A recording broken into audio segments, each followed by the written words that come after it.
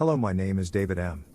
A few years ago there was an entity or a shadow person haunting my girlfriend's apartment, her mom's apartment, and a friend of ours across the parking lot's apartment. It would haunt all three places.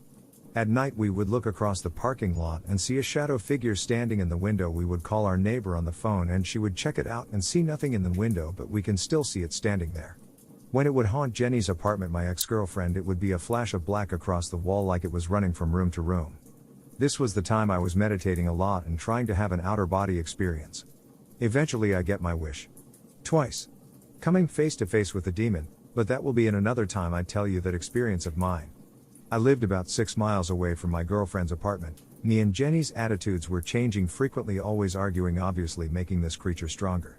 It's at nighttime. Me and Jenny are in bed with her little toy poodle named Fancy sleeping. Next thing I know, I wake up and the back of my head and neck gets really stiff and starts to vibrate and shake, and my head lifts up without my control. Jenny feels this and she sees it. It frightens her. She just holds me and tells me it's going to be okay over and over until it stopped. I hold her and tell her I'm okay. What are you doing?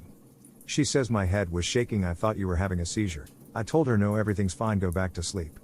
I knew everything was not all right. I didn't know what that was. A few nights go by and I'm at my house on the phone with Jenny, and out of nowhere we start to argue again over nothing. I feel like this creature was purposely making us fight. But anyway, I get off the phone with her. Things change for the worse here.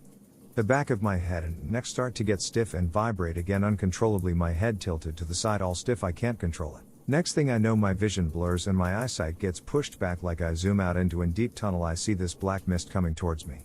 It goes inside of me and I can feel this creature everywhere, but the worst part of it all is that I cannot control my body. I storm out of my house into the night, this thing controlling my body. I'm panicking on the inside. I know every intention this creature wants to do. It wants to go to Jenny's apartment and murder her, basically. It is pitch black outside. I live in a country, there's woods everywhere. This creature is forcing me to walk this road in the middle of the night towards my girlfriend's apartment. I can feel his thoughts, his emotions. It is horrible. Now what gets worse is that the entire time my body and us get closer to her apartment, the more animalish she acts. I am terrified. I am stuck inside my own body. He starts speaking in tongue, a language I have never heard before, while slobbering and spitting all over the place and growling out of my own mouth.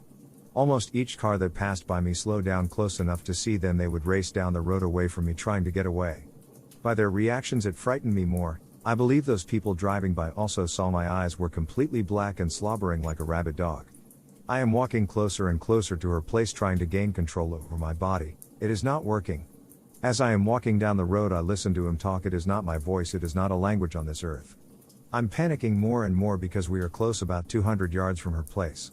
I am begging for somebody to help me. I walk past the Cowboy Church. Maybe Pastor Zach can help me if he sees me. I walk by the church. Nobody is there. Another church about 50 more yards up ahead on the left. People are there. It is open. I could hear them congregating and worshiping Jesus Christ. I know miracles in Jesus does exist because the second I walk past the parking lot of that second church, I can feel this creature get ripped out of me. It takes all the air out of my lungs.